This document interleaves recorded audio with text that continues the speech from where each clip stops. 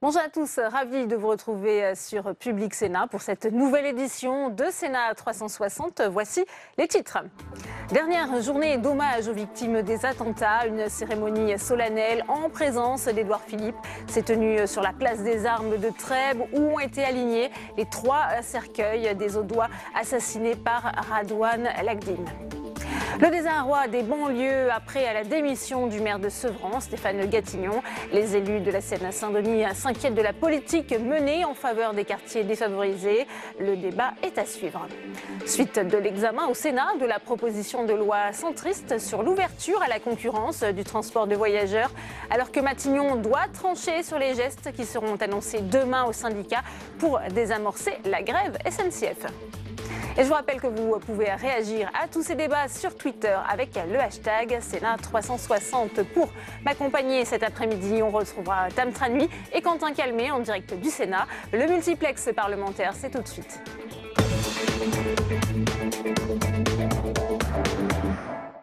Je vous le disais en titre, émotion et recueillement lors de l'hommage à Trèbes dans l'Aude aux victimes de Radouane Lagdim. Une cérémonie a eu lieu en présence du Premier ministre Édouard Philippe au lendemain de l'hommage national au gendarme Arnaud Beltrame. Flora Sauvage.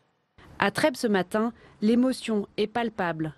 Au lendemain de l'hommage national rendu au colonel Arnaud Beltrame qui a donné sa vie pour sauver une otage, Édouard Philippe est accompagné du ministre de l'Intérieur Gérard Collomb et de la garde des Sceaux Nicole Belloubet à la cérémonie en l'honneur des 3 autres victimes de Radouane Lagdim. Vous êtes tombés sous les balles du terrorisme et avez emporté avec vous l'insouciance d'une petite ville nichée au cœur de l'Occitanie que rien ni personne ne prédisposait comme nous à vivre de tels événements.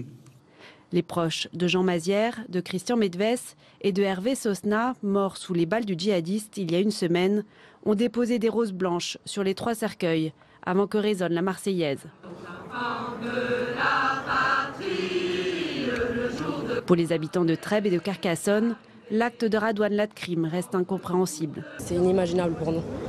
Mais j'espère que tous les Français sont avec nous et qu'on restera tous debout. À l'issue de la cérémonie à Trèbes, le Premier ministre s'est rendu au funérarium pour saluer la dépouille d'Arnaud Beltrame. De leur côté, les ministres ont été à Carcassonne pour assister à la messe des obsèques du colonel. Et en bref, l'homme soupçonné d'avoir foncé en voiture sur des militaires à Vars-Allières, hérissé en Isère, a été interpellé ce matin à Grenoble. On en vient à présent à l'actualité parlementaire, direction l'hémicycle où se poursuit l'examen de la proposition de loi centriste. Elle concerne l'ouverture à la concurrence du transport de voyageurs. Quentin Calmet, les débats reprennent dans un instant. Oui, tout à fait Delphine, à la veille d'un immense mouvement de grève de cheminots, le débat au Sénat sur la concurrence du ferroviaire s'annonçait particulièrement d'actualité avec depuis des semaines le gouvernement qui disait vouloir légiférer à grande vitesse. Ce texte voulu par les sénateurs aurait donc pu porter une partie de la réforme, mais rebondissement. Au début du mois, le gouvernement annonce l'utilisation des ordonnances, une décision dénoncée dès hier, dès le début de l'examen de ce texte par Hervé Moret, l'un des auteurs de cette proposition de loi. Mais ce que l'on a compris dans la réponse de la ministre des Transports, c'est que l'exécutif entend s'attaquer à la réforme de la SNCF et pas seulement à la question de la concurrence. Je vous propose d'écouter Elisabeth Borne. Le gouvernement doit conduire une réforme globale, dont je redis qu'elle passe par un investissement massif pour remettre à niveau un réseau qui souffre de décennies d'investissement, qu'elle passe par une ouverture progressive à la concurrence respectueuse des enjeux d'aménagement du territoire, qu'elle passe par une modernisation sociale du secteur dans une logique d'équité de tous les salariés, de toutes les entreprises qui feront demain les mêmes métiers et enfin de la mise en place d'un nouveau cadre donnant tous les atouts à la SNCF, avec en particulier une trajectoire financière soutenable et équilibrée dans la durée, ce qui renvoie en effet à la question de la dette. Et entre sénateurs et gouvernement, il y a la même volonté concernant l'ouverture de la concurrence de la SNCF avec, pour les lignes régionales, la possibilité pour les régions justement de lancer des appels d'offres, mais en rendant obligatoire le transfert des personnels avec des salariés qui conserveraient alors leurs avantages sociaux et salariaux. De ce que l'on sait des ordonnances, cela sera aussi dans le projet du gouvernement. Concernant les lignes TGV, là encore, le texte crée de fortes contraintes pour le nouvel opérateur qui reprendrait une ligne rentable en l'obligeant à desservir aussi les tronçons déficitaires de la ligne. Finalement, dans l'hémicycle, la plus forte opposition, vous pouvez vous en douter Delphine, elle est venue du groupe communiste qui s'oppose depuis hier aux principaux articles de la loi. Écoutez Eliane Assassi, selon elle, le texte met un pied, je cite, dans l'engrenage de la fin du statut. Toutes ces dispositions sont scandaleuses et poursuivent au fond le plan social engagé à la SNCF qui a vu le nombre d'emplois publics diminuer constamment depuis des décennies. Les pouvoirs publics font des cheminots des boucs émissaires à tous les maux qui affectent le transport ferroviaire, un chiffon rouge bien utile pour détourner les yeux de véritables problèmes comme la dette ferroviaire, bien plus grave et inquiétante pour les comptes publics. Et donc l'examen de ce texte doit reprendre dans quelques minutes. Il sera sans doute adopté dans l'après-midi, Delphine, mais peu de chances qu'il soit ensuite inscrit à l'ordre du jour de l'Assemblée nationale. C'est donc une forme de tour de chauffe, ce débat, ici, avant l'examen du texte du gouvernement prévu le mois prochain. Merci à vous Quentin et on vous retrouvera tout au long de cette édition. On continue les réactions à ce texte avec Hervé Maurey qui est à l'origine de cette proposition de loi. Il est à votre micro, Tam Tranui. Effectivement, Hervé Maurey, votre proposition de loi est donc débattue depuis hier soir au Sénat. D'abord, un mot sur le contexte, celui de la réforme de la SNCF par ordonnance par le gouvernement. Est-ce que vous le déplorez, vous le dénoncez? En tout cas, on vous a entendu dans l'hémicycle. Oui, effectivement, j'ai dénoncé le fait que le gouvernement recourt à des ordonnances pour cette réforme, parce que c'est une réforme très importante et qui mérite un débat au Parlement. On ne peut pas étouffer ce débat en procédant par ordonnance pour une réforme aussi importante. Le gouvernement avait d'ailleurs initialement dit qu'il se servirait de notre proposition de loi pour mener à bien sa réforme, et puis finalement il a fait le choix des ordonnances, et on trouve que ça n'est pas acceptable sur un sujet comme celui-là. Vous vous êtes senti floué dans ce travail que vous avez effectué tout de même depuis plusieurs mois, notamment avec votre collègue Louis Nègre? Ce n'est pas une question personnelle, mais c'est le fait qu'il y a un mépris effectivement du travail qui a été fait par le Sénat au cours des derniers mois, et au-delà un mépris du Parlement dans son ensemble. Encore une fois, sur un sujet comme celui-là, on n'a jamais vu réformer par ordonnance. Et effectivement, est-ce que c'est un mépris plus global du Parlement que l'on peut voir sur le recours aux ordonnances? Eh bien, sur la SNCF, il y a eu sur la loi travail, et puis on en parle même sur un prochain projet de loi sur les entreprises. Moi, je crois qu'on ne peut pas prendre le recours aux ordonnances comme un mode normal de fonctionnement. Les ordonnances, elles existent dans la Constitution, elles ont leur légitimité, mais c'est ce qu'on appelle une législation d'exception. Et donc, la législation d'exception ne doit pas devenir la règle. Alors, on en vient à votre proposition de loi. Elle veut veiller à ce que l'ouverture à la concurrence ne se fasse pas au détriment de l'aménagement équilibré des territoires. Vous craignez que les lignes les moins rentables soient fermées avec cette ouverture à la concurrence? Je rappelle que c'est une obligation européenne. C'est non seulement une obligation européenne, mais on pense que c'est une chance pour le système ferroviaire dans son ensemble, pour la SNCF et pour l'usager. Et justement, on veut éviter qu'au final, cette ouverture à la concurrence, elle apporte moins de services à l'usager et qu'elle conduise à avoir des territoires qui soient délaissés. Donc ça, pour le Sénat, et c'est pas très étonnant, c'est un point tout à fait fondamental. Vous proposez donc des garde-fous. Et on veut absolument mettre un certain nombre de garde-fous pour éviter qu'il y ait finalement ce qui s'est passé en matière de téléphonie mobile, les opérateurs qui se ruent sur les secteurs rentables et qui délaissent les autres. On ne veut pas que demain, il y ait des lignes qui ne soient plus desservies jusqu'au bout ou qu'il y ait des lignes qui disparaissent, même purement et simplement, certaines lignes TGV. Donc c'est pour ça que l'on prévoit dans notre proposition de loi un certain nombre de dispositifs, notamment la possibilité d'avoir des contrats de service public pour assurer la desserte totale des gares TGV. Il faut que donc la SNCF reste un service public, enfin que le ferroviaire reste un service public malgré cette ouverture à la concurrence. L'ouverture à la concurrence, elle doit améliorer la situation de l'usager. Et donc sur ce point précis qui est la desserte des lignes aujourd'hui assurées par le TGV, on souhaite qu'il n'y ait pas de régression ou de service qui diminue, d'où notre réticence à ce qu'on appelle l'open access pur, c'est-à-dire la concurrence totale, libre et pas du tout encadrée.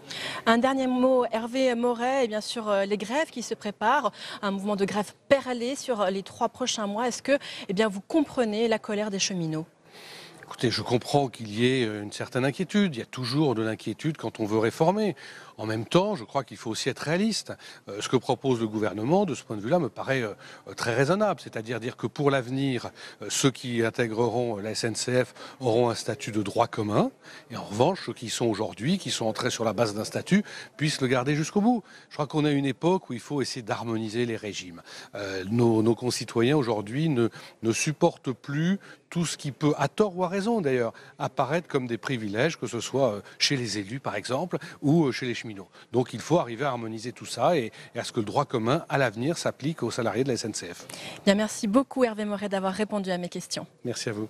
Merci Tam pour cette première réaction en direct. Et vous en parliez à l'instant, dans ce contexte, le gouvernement doit annoncer demain aux syndicats de cheminots ses arbitrages en matière de réforme ferroviaire. Les syndicats ont bien décidé à se mobiliser, à faire plier l'exécutif via une grève dure. On fait tout de suite le point avec Clément Perrault. Journée noire, journée test, journée clé, appelez-la comme vous voulez, mais retenez sa date, mardi 3 avril. Journée de grève pour la SNCF, Air France, les éboueurs, les électriciens et les gaziers. Commençons par le rail et le coup d'envoi de la fameuse grève perlée à la SNCF. 36 jours de grève sont prévus entre le 3 avril et le 28 juin. Première date donc les 3 et 4 avril, puis le dimanche 9 et le lundi 10. Dans ce dossier, la polémique enfle sur les retenues de salaire. Les syndicats veulent que chaque préavis corresponde à une grève différente et donc que les jours de repos ne soient pas impactés. La direction de la SNCF estime au contraire qu'il s'agit d'un seul et même mouvement et veut davantage de retenues sur les salaires. Le gouvernement semble pencher de ce côté.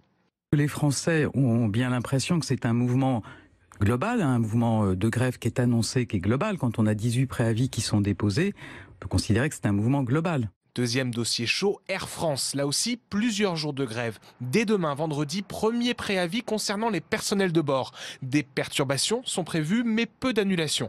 Mouvement plus dur, mardi 3 avril et samedi 7 avril, avec appel à la grève des organisations de pilotes, hôtesses, stewards et personnel au sol. Principale revendication, une augmentation générale de 6%. Également en grève, les éboueurs. La grève de mardi, lancée par la CGT, concerne toute la filière, du balayeur à l'incinérateur. Le syndicat demande un statut unique public pour toute la filière et un départ en retraite anticipé de 5 ans à taux plein. Coup d'envoi mardi également de 3 mois de protestation dans le secteur de l'énergie. Au programme, mouvement de grève, baisse de charges dans les centrales nucléaires, coupures ciblées sur certaines entreprises et passage en heure creuse sur certaines zones géographiques. La CGT entend défendre le service public de l'énergie contre sa libéralisation. Enfin, les syndicats de fonctionnaires se concertent sur les suites à donner à leur grève du 22 mars. Ils rencontrent cet après-midi le ministre de l'Action et des Comptes publics, Gérald Darmanin. Le dialogue, pour le moment, semble dans l'impasse. Le gouvernement n'entend pas sur le fond ni nos désaccords, ni aussi nos exigences, ni même les propositions, puisque nous sommes ouverts à un certain nombre de discussions, et cela n'est pas possible. Donc il y a une sorte de dialogue de sourds aujourd'hui. C'est évident que s'ils ne nous écoutent pas, on mettra de nouvelles dates de mobilisation dans le paysage. Cette grève pourrait avoir lieu le jeudi 19 avril, c'est ce que souhaite la CGT. Dans le reste de l'actualité, troisième édition de la Journée des entreprises au Sénat. Elle réunit plus de 150 entrepreneurs avec pour objectif donner de l'écho aux initiatives de la délégation aux entreprises du Sénat et aussi faire vivre les relations tissées avec les entrepreneurs. Autre point abordé ce matin par le président du Sénat, la nécessaire formation des jeunes. Elle doit être en adéquation avec le besoin des entreprises. On écoute Gérard Larcher. Vos débats porteront notamment cet après-midi sur un thème essentiel, les moyens d'améliorer la rencontre entre l'offre et la demande d'emploi. Cette rencontre dépend de notre capacité à doter d'abord nos jeunes de compétences exploitables et de transformer les compétences de 2 millions d'entre eux qui aujourd'hui sont sans formation et souvent sans emploi. Elle nécessite que notre appareil de formation soit prêt et qu'il puisse répondre aux besoins exprimés pour les entreprises et les salariés. C'est un sujet économique, c'est aussi un sujet pour les collectivités territoriales. Et on va retrouver Tam Tragnuy avec la présidente de la délégation sénatoriale aux entreprises, la sénatrice Elisabeth Lamure. Oui, Elisabeth Lamure, qui est à l'origine de cette journée des entreprises. Et justement, je rebondis sur ce que disait le président Gérard Larcher à l'instant. Vous avez reçu à midi les jeunes des Olympiades des métiers, auxquels vous avez d'ailleurs remis des médailles. Les jeunes sont fondamentaux dans votre vision de l'entreprise. Absolument. Donc c'était pour nous un moment à la fois intéressant et important que de mettre en lien la vie des entreprises et la vie des métiers, surtout pour ceux qui débutent dans leur vie professionnelle. Donc nous avons eu l'occasion de rencontrer ces jeunes qui ont concouru aux Olympiades des métiers dans l'équipe de France des métiers. Ils étaient à Abu Dhabi à l'automne dernier et l'équipe de France a remporté, je crois, une trentaine de médailles, donc ce qui montre absolument l'excellence de nos métiers en France. Donc ces 9 jeunes, nous voulions les mettre en valeur à l'occasion de la journée des entreprises. Alors symboliquement, ils ont reçu la médaille du Sénat, mais ils ont pu aussi s'exprimer sur leur aventure, parce que pour eux, c'est une très belle aventure.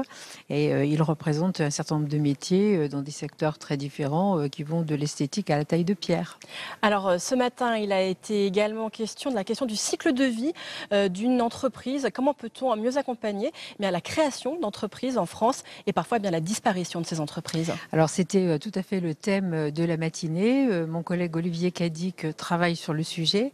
Il va nous présenter dans 15 jours son rapport sur le cycle de vie des entreprises, qui va en effet de la création d'entreprises avec les problématiques que l'on peut rencontrer au moment de la création, surtout sa croissance également, et puis ensuite est-ce qu'il y aura rebond, est-ce qu'il y aura disparition de l'entreprise. Donc tous ces thèmes ont été abordés par les intervenants à tour de rôle, qui représentait aussi à la fois les différents secteurs d'activité avec des regards vraiment croisés sur le sujet. Avec la délégation aux entreprises depuis janvier 2015, vous avez rencontré environ 300 entrepreneurs. Quels freins avez-vous pu identifier à l'entreprise en France? Quels freins vous ont-ils confiés? Alors je ne sais pas s'il faut mettre les freins au pluriel ou au singulier, mais en tout cas, il y a un élément qui revient toujours dans les rencontres que l'on a avec les entreprises, qui est revenu très très largement ce matin, c'est qu'il y a une demande énorme de simplification. Les entreprises se trouvent face à la complexité administrative, à ce fardeau administratif, donc elles nous demandent de simplifier les procédures, simplifier les éléments de création tout au long de la vie de l'entreprise également, simplifier tous les éléments juridiques qui concernent les entreprises. Aujourd'hui, on a des formes juridiques, je crois qu'il y en a 87 formes juridiques d'entreprise. Donc, c'est vraiment le mot d'ordre, il faut simplifier. Le gouvernement prépare un projet de loi sur la croissance des entreprises et on apprend qu'il pourrait passer à nouveau par des ordonnances. Est-ce que pour vous, c'est une méthode qui se justifie par rapport à l'urgence de la situation ? Alors, il y a urgence depuis longtemps, c'est vrai, mais le ministre de l'économie a annoncé son projet de loi Pacte il y a longtemps, puisqu'à l'automne, il nous disait déjà en début d'année 2018, ensuite au printemps 2018, on l'attend encore. J'ai bien compris qu'il passerait à l'Assemblée nationale d'ici le mois de juillet et sans doute au Sénat à la rentrée. Et il y a une très forte attente de la part des entreprises, parce qu'il faut vraiment moderniser le système. Je ne sais pas si la question des ordonnances... c'est ouvert en tout cas. Voilà, la discussion, je crois que la discussion est ouverte là-dessus. Il faut voir dans quel domaine les ordonnances s'appliqueraient, parce que je pense que pour certains sujets, on peut tout à fait mettre dans la loi un certain nombre de principes sans attendre forcément des ordonnances. Maintenant, s'il y a des points plus complexes, on veut bien l'admettre, mais il ne faudrait pas que ça devienne une habitude tout de même. Bien, merci beaucoup Elisabeth Lamure d'avoir répondu à mes questions. Je vous en prie. Merci à vous Tam pour cette nouvelle réaction. Le cri d'alarme des banlieues. Une nouvelle fois, les quartiers populaires ont le sentiment d'être abandonnés des politiques. Après la démission de Stéphane Gatignon, maire de Sevran, l'inquiétude gagne du terrain. Voyez ce reportage à Aubervilliers d'Audrey Huetaz. À Aubervilliers, le chantier du métro est à l'arrêt, juste sous les fenêtres de Madame le maire, exaspérée. Lundi, on lui a annoncé un nouveau report du prolongement de la ligne 12 à une date indéterminée. Et pour cela, elle en veut à la RATP, mais aussi à l'État. Si on avait été à Paris, si on avait été dans d'autres villes, je pense que l'État aurait été plus regardant. Cela prouve qu'il y a un mépris vis-à-vis des banlieues populaires. Ils considèrent que nous sommes dans des villes où c'est vrai l'abstention est forte, et puisque les gens ne votent pas, eh bien, on ne s'occupe pas d'eux. Un sentiment de mépris pour les banlieues qui a poussé Stéphane Gatignon à raccrocher son écharpe de maire après l'avoir porté pendant 17 ans à Sevran, l'une des communes les plus pauvres de Seine-Saint-Denis. Il faut avoir la niaque pour faire ça. Et à un moment, si vous voulez, c'est dur. Le quotidien est difficile. Et puis quand il faut se battre contre les moulins à vent, c'est encore plus dur. C'est les ministères, les moulins à vent. C'est les ministères, c'est l'État, cette bureaucratie qui ne bouge pas. Une démission comme symbole du malaise des élus de banlieue. Depuis mardi, le hashtag Nous sommes tous Gatignon est partagé par des maires de toutes couleurs politiques. De Catherine Arnoux à droite à Philippe Rio au Parti communiste français. Plusieurs maires de Seine-Saint-Denis ont aussi adressé une lettre ouverte à Emmanuel Macron. Le gouvernement prépare un plan banlieue. Les élus demandent qu'il contienne des moyens exceptionnels en matière de rénovation urbaine. Mais pour la maire d'Aubervilliers, ce n'est pas tout. Est-ce que dans ce plan, il va y avoir des actions de lutte contre les discriminations vis-à-vis des jeunes, vis-à-vis des femmes? Parce qu'on a injecté de l'argent dans la rénovation urbaine, mais on ne s'est pas occupé des humains. Incertitude pour l'heure, le plan est attendu pour le mois d'avril.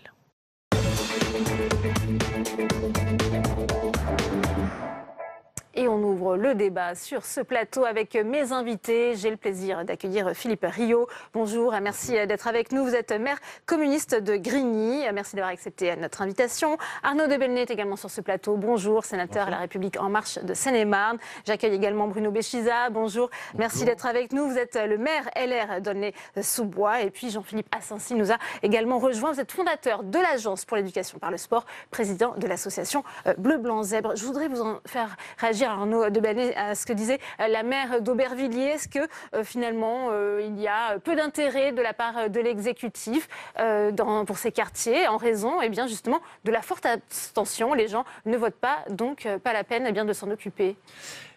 C'est la perception qu'elle en a. Je crois que malheureusement elle est sincère dans ses propos. C'est l'exact inverse. La réalité, parce que c'est absolument essentiel. Et c'est pas le sénateur, c'est celui qui a été maire pendant une quinzaine d'années en grande banlieue qui s'exprime. C'est à la fois un ras-le-bol des élus locaux, parce que depuis une dizaine d'années, c'est un combat permanent. Il faut la niaque et il y a une appétence considérable avec cette dynamique nouvelle de l'élection présidentielle et du nouveau quinquennat. Il y a une envie, un besoin et il y a une décompensation au lendemain de cette élection et de ces scrutins et l'envie que les choses se concrétisent très vite. Et puis, il y a un enjeu qui est considérable. C'est qu'au moment où on a une dynamique nouvelle, au moment où la croissance revient, où elle est accompagnée par des mesures structurelles de transformation, il faut qu'évidemment cette croissance bénéficie à tous, à commencer par ceux qui n'ont pas eu la chance d'être formés, de bénéficier de l'éducation en lien avec le monde du travail, et que chacun, y compris dans ces banlieues, profite de la dynamique. Vient de jeter l'éponge. Non, mais personne ne jette l'éponge, au contraire. Stéphane Gatignon, je parle du maire de Sevran qui avait soutenu Emmanuel Macron pendant la campagne. Le maire que j'ai été comprend Stéphane Gatignon. C'est épuisant. On s'use dans la fonction de maire. Mais ce n'est pas le moment de lâcher. C'est le moment justement où, à mon sens, tout redevient possible et c'est ce que le maire que j'ai été s'efforce d'accompagner au Sénat. Philippe Rio, est-ce que cette démission dont on parle de Stéphane Gatignon, ça peut être le déclencheur d'un grand mouvement de protestation en banlieue ? Plus que d'un mouvement de protestation, c'est le sentiment partagé de maires. Je parle moi de burn-out, d'épuisement. Et l'acte que notre collègue a fait, y compris les raisons pour lesquelles il l'a fait, parce qu'il le décrit très bien, fait qu'aujourd'hui nous sommes plusieurs concrètement à nous poser la question. Parce que nous ne voyons pas de sortie à cette phase-là dans laquelle nous sommes. Vous parliez de volontarisme, je veux bien. Voilà. On a besoin d'un peu plus de volontarisme, des choses pratiques, robustes, faciles, qui se mettent en œuvre. Pas d'un énième plan de banlieue, surtout pas cela, mais des solutions. Dernier élément peut-être important, c'est qu'il faut que les téléspectateurs comprennent que le maire est la personnalité politique préférée des Français dans le monde politique. Nous sommes les premiers de tranchée de cette République, que l'on soit en territoire rural qu'en territoire urbain difficile. Et qu'aujourd'hui, la décision de Stéphane Gatignon, met l'accent sur la réalité. Est-ce que les maires sont une partie importante de cette République ou non ? Aujourd'hui, certains, comme Stéphane, se posent la question et passent à l'acte. Bruno Béchiza, votre sentiment, est-ce qu'il y a un réel problème aussi de confiance à rétablir entre l'exécutif et les banlieues aujourd'hui ? On a cru, et c'est pour ça que je suis républicain, j'ai à côté de moi un maire communiste, et on peut se comprendre pour une raison simple, c'est que là c'est transpartisan.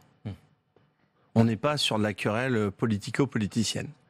On a cru, et le on est générique, sur le mot du président de la République de recrédibiliser la parole publique. Parce que c'est nous les hussards, sur les marchés, dans les quartiers, porteurs de cette parole publique. La nôtre, quand on a des engagements électoraux locaux, mais aussi celle de l'État, quel que soit l'État, qui passe. Sauf qu'en ce moment, les JO pour la Seine-Saint-Denis, on redimensionne. Les transports, ma collègue d'Aubervilliers, on nous explique que les techniciens, il y a 10 ans, n'avaient pas vu qu'il faudrait 23 tunneliers. Ils doivent être très bêtes, les techniciens. Sauf que nous, on y a cru, les élus. Et on a expliqué à nos populations que leur territoire allait être désenclavé. L'ANRU, l'aménagement urbain, on a eu un ANRU 1, 20 000 habitants chez moi concernés. Pour l'ANRU 2, 20 000 autres habitants.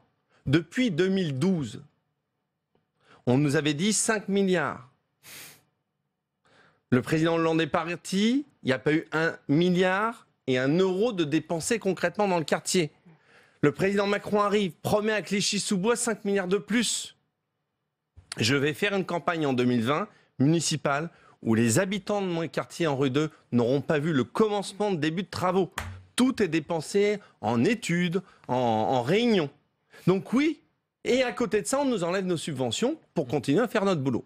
À un moment donné, se pose effectivement la question de la crédibilité et on en a marre de s'en prendre plein la tête pour des décisions qu'on ne prend pas. Jean-Philippe Assensi, cette exaspération, vous la voyez également au niveau associatif. Il y a aussi un impact sur votre action ? Déjà, depuis maintenant 6 mois, vous savez, on vit ensemble avec les maires et les associations. On crée des réponses ensemble. On a alerté l'opinion publique, on a alerté le président de la République ensemble. Je crois que la démission de Stéphane, elle évoque une incapacité à répondre aux problèmes immenses. Aujourd'hui, si on prend le problème par exemple des jeunes, on a des problèmes immenses d'insertion. Vous savez, la chose la plus dure dans les quartiers, c'est d'aller repérer des jeunes et c'est de restaurer le lien de confiance. Madame le maire d'Aubervilliers le disait. Ces choses-là, c'est de l'ordre du miracle. C'est qui fait ça ? Ce sont les acteurs associatifs, ce sont les clubs sportifs, ce sont des structures d'animation, ce sont des héros. Et quand on voit aujourd'hui ce qui est en train de se tramer, il faut absolument qu'on se dise localement, chez Monsieur Rio, il a besoin de quoi ? Il a besoin qu'on s'occupe des jeunes directement. Et que tout ce qu'on est en train de construire sur le plan banlieue aujourd'hui, il va falloir trouver des choses innovantes. Et on arrive au bout d'un système, on arrive au bout d'un mode de fonctionnement qui ne marche plus. Et ça, il faut vraiment l'entendre. On a des institutions qui, depuis une bonne dizaine d'années, c'est pour ça qu'on ne parle pas forcément du gouvernement actuel, depuis une bonne dizaine d'années, qui ne marchent plus. Il faut proposer des solutions robustes, des solutions, les acteurs associatifs associés évidemment avec les élus locaux. On en a un paquet, mais aujourd'hui, on veut passer réellement dans la mise en œuvre. C'est pour ça qu'on attend avec impatience le rapport de Jean-Louis Borloo, avec lequel on a beaucoup travaillé. On peut évoquer, on a certaines solutions. Il faut aller vite maintenant. Il faut aller vite parce qu'on est au bord de la rupture. Et c'est vrai que le symbole Gatignon est très fort aujourd'hui. Les maires sont exaspérés, les maires sont épuisés. Et les acteurs associatifs, c'est la même chose. On est dans le même navire. Arnaud de Belenet. Oui, moi je partage pas la symbolique de la démission de Gatignon. Parce que je crois que quand on est un maire responsable, premier sur le front, on ne démissionne pas. C'est trop facile. On prend le taureau par les cornes et on fait le boulot. C'est facile à dire, mais je comprends. Et je comprends d'autant mieux. De la part du gouvernement, je comprends d'autant mieux que le maire que j'ai été pendant près de 15 ans n'en pouvait plus de voir cet appareil d'État ne pas écouter, réduire toujours les budgets, prélever dans le budget des collectivités, parce que c'est ça la réalité, imposer des restructurations qui font que les élus s'usent en réunions non productives, en collecte, à compter les réverbères. C'est ça, des soirées à compter les réverbères et les quelques euros. On n'en pouvait plus. Ce temps-là est fini. Les dotations sont stabilisées Il n'y a plus de réforme imposée, il y a une déconcentration des services de l'État, des interlocuteurs qui est engagé, des interlocuteurs qui sont responsabilisés, des préfets qui sont responsabilisés à l'échelon régional, départemental, en face des élus locaux qui ont enfin des réponses, et ça va aller en s'accentuant, à leurs questions opérationnelles. C'est pas encore parfait, mais la dynamique est enclenchée. Donc je pense que c'est pas le moment de lâcher. Il y a un autre sujet qui est celui de la politique de la ville et qui est absolument essentiel, qui est essentiel à la cohésion de la nation. Parce qu'on ne peut pas abandonner ceux qui ne sont pas assez intégrés, ceux qui ne sont pas assez formés, ceux qui ne sont pas valorisables sur le marché du travail, puisque malheureusement, il faut utiliser ce type de mots, mais qui ont un potentiel inouï.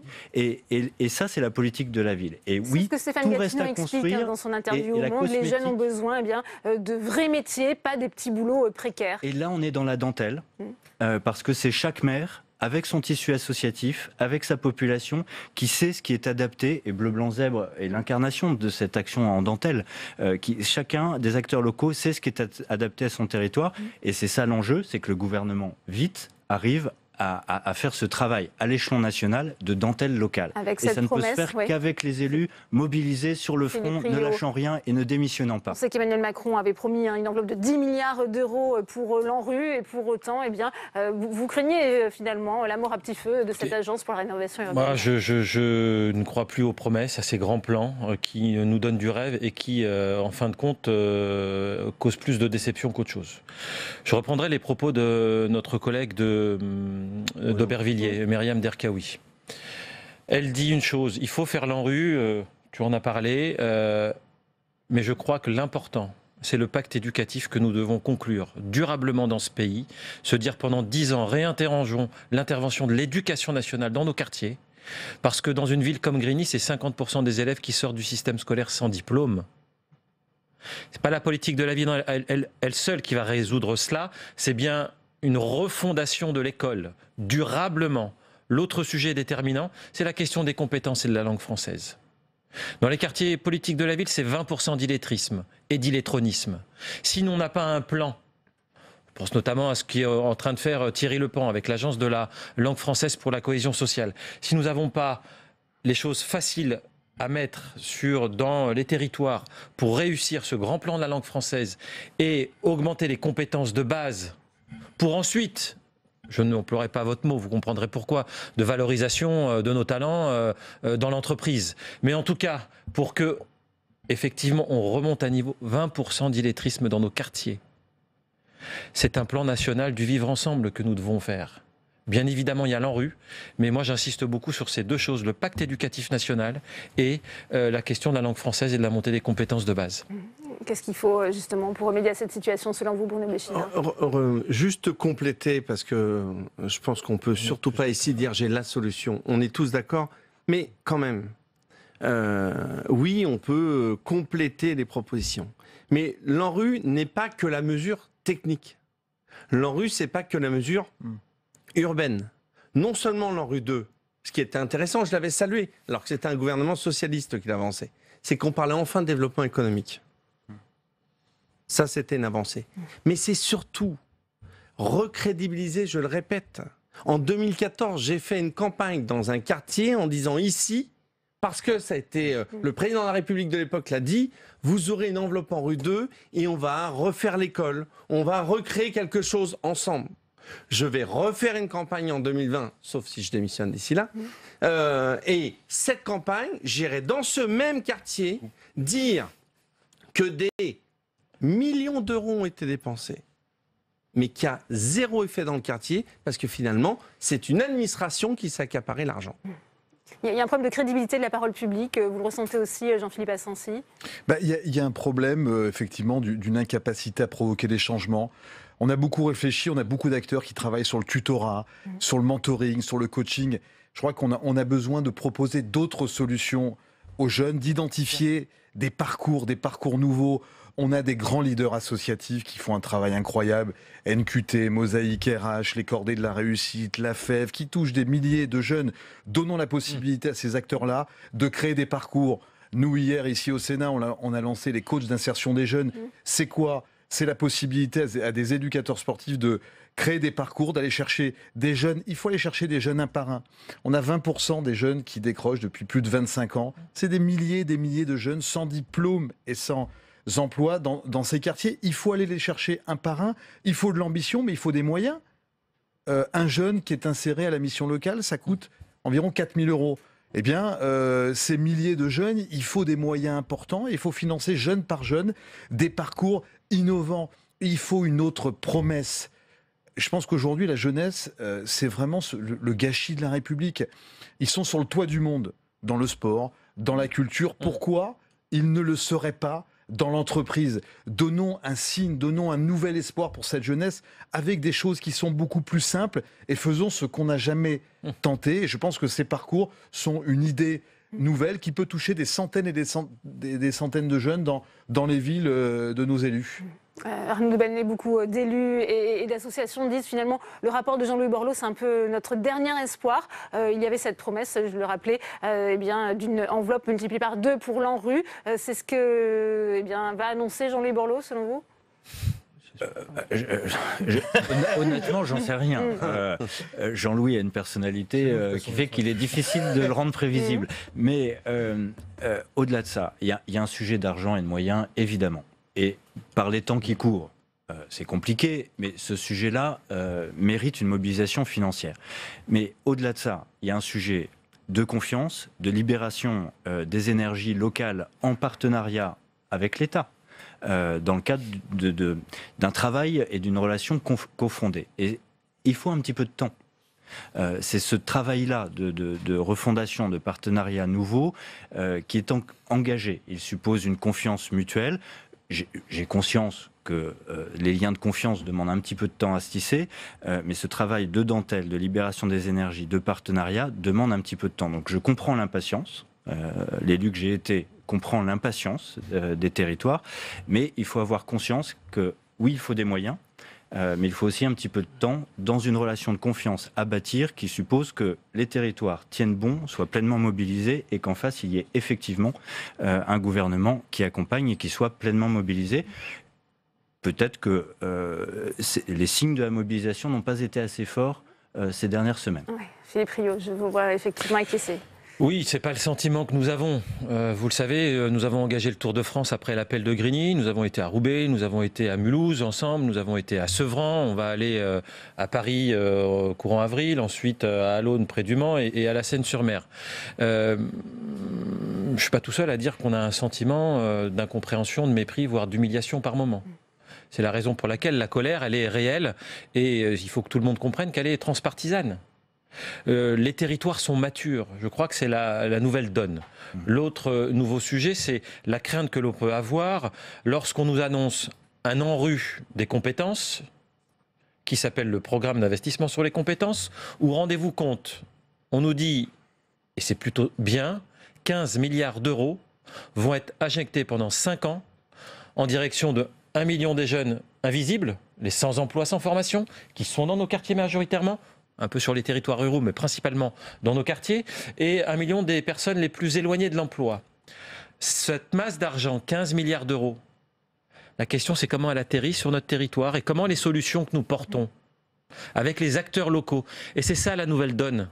C'est pour ça que je ne veux pas entendre parler d'un plan. C'est que nous sommes matures, y compris sur nos territoires, pour faire en sorte qu'on puisse se rencontrer entre ce qui marche réellement, qui demande à être démultiplié intelligemment, et ce qui tombe d'en haut. L'enjeu, il est simplement là. Je terminerai. Soit on fait avec le PIC, l'ANRU 1, c'est-à-dire des choses qui fonctionnent, soit on est dans l'ANRU 2, où on fait des études pendant 6 mois et rien ne se passe. C'est ce qui est en train de se dessiner. Ouais. Bruno Béchiza, vous faites confiance au gouvernement justement pour doubler les crédits de l'ANRU ? Moi, je suis désolé. Et c'est pour ça que j'ai bien dit que je ne veux pas faire de la politique partisane. On m'a expliqué il y a 3 mois que ce qui était valable depuis 2007, pour désenclaver mes territoires avec la ligne 16 et la 2017, de nouveaux ingénieurs avaient réfléchi et c'était plus bon. Sauf que, je le répète, on a vendu, nous, élus locaux, dans ces quartiers où rien n'arrivait, que demain il y aurait le métro et qu'on irait donner à la Défense en 20 minutes et que ça ferait de l'emploi, ça ferait du développement, ça ferait de la culture aussi. On y a cru. Vous voyez, c'est systématiquement le maire, il porte des idées qui ne sont pas les siennes en disant « ça va être mieux pour vous, même si ce n'est pas mon idée ». On a la même chose pour la rue. On a la même chose sur les JO. On voit bien que ça se configure. On a fait des grandes promesses. La Seine-Saint-Denis est merveilleuse. Et là, on commence à m'expliquer sur mon territoire. Alors, vous avez donné 26 millions, mais on va peut-être redessiner ça.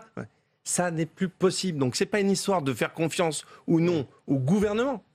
C'est faire confiance ou non à l'État, qui, pour certaines fois, dans sa complexité, dans sa lenteur, pour d'autres, dans un machiavélisme politique partisan, fait que systématiquement, ces grands chantiers échouent.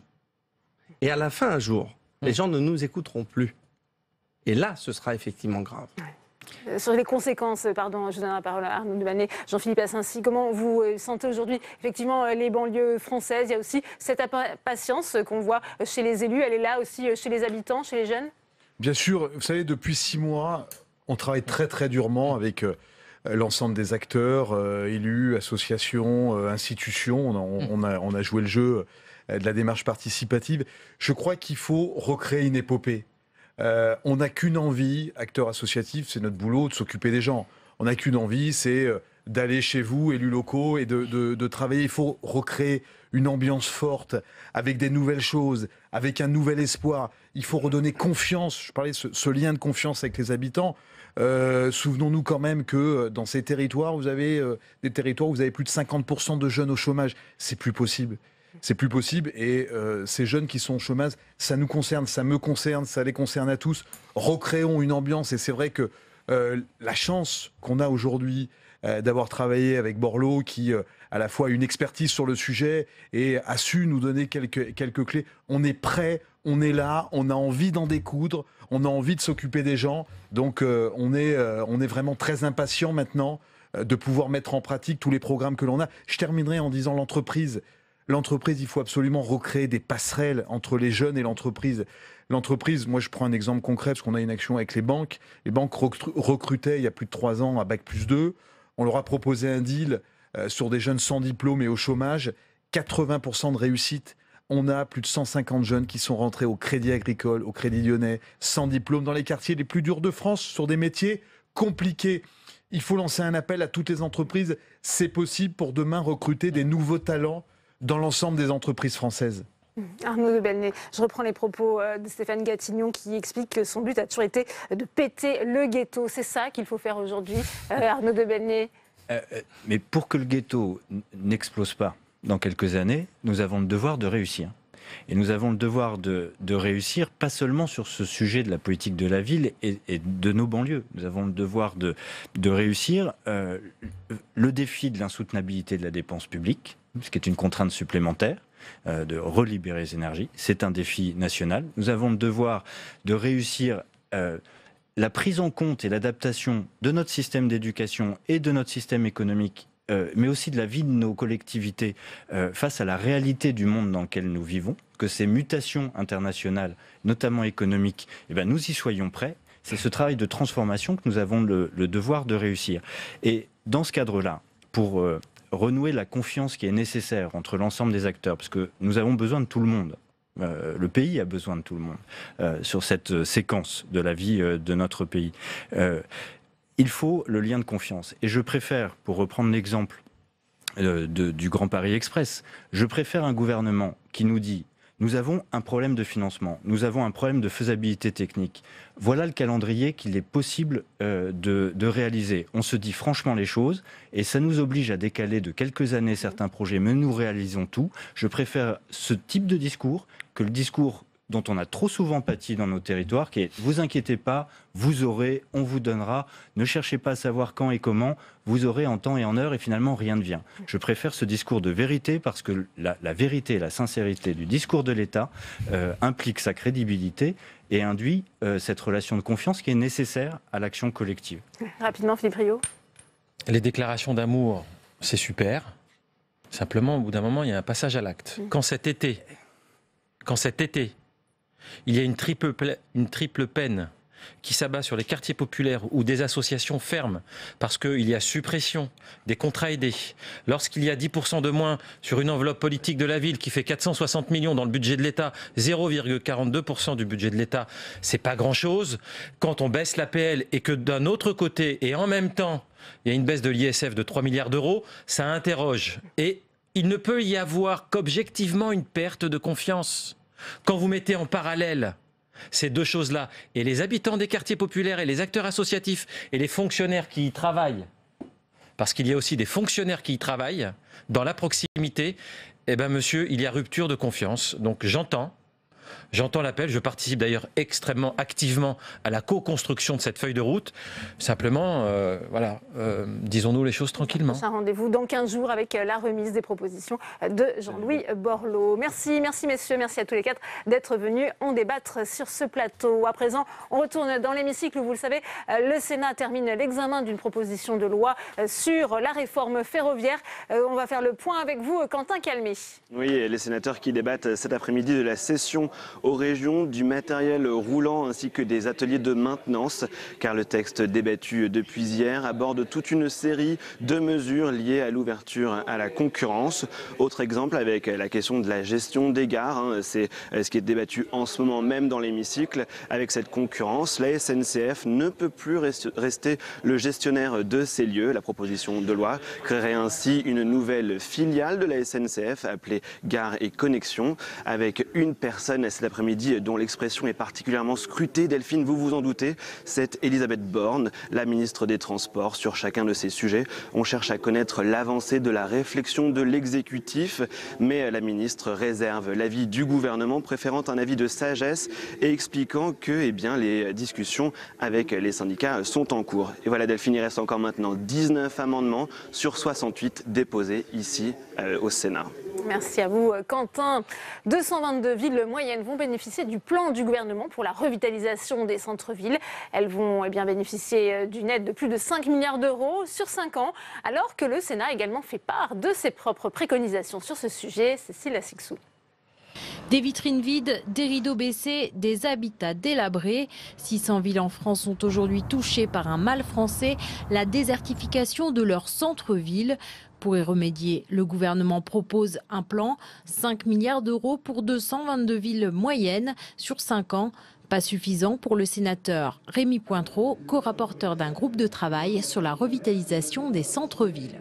200 villes, c'est très peu par rapport aux 600 ou 700 villes qui sont en difficulté dans notre pays, sur le territoire national, et que les 5 milliards d'euros, j'ai peur que ça soit aussi du recyclage. Est-ce que ça sera suffisant? Parce qu'on reprend déjà des fonds existants, qu'on remet dans le circuit.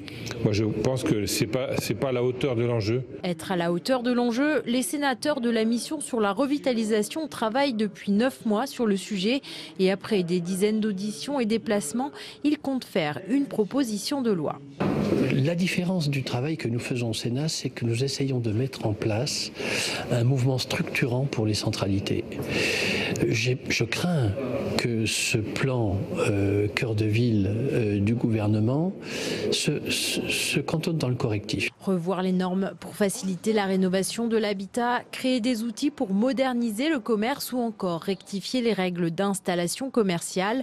Voilà quelques pistes envisagées par les sénateurs. Ils présenteront leur proposition de loi le 19 avril prochain.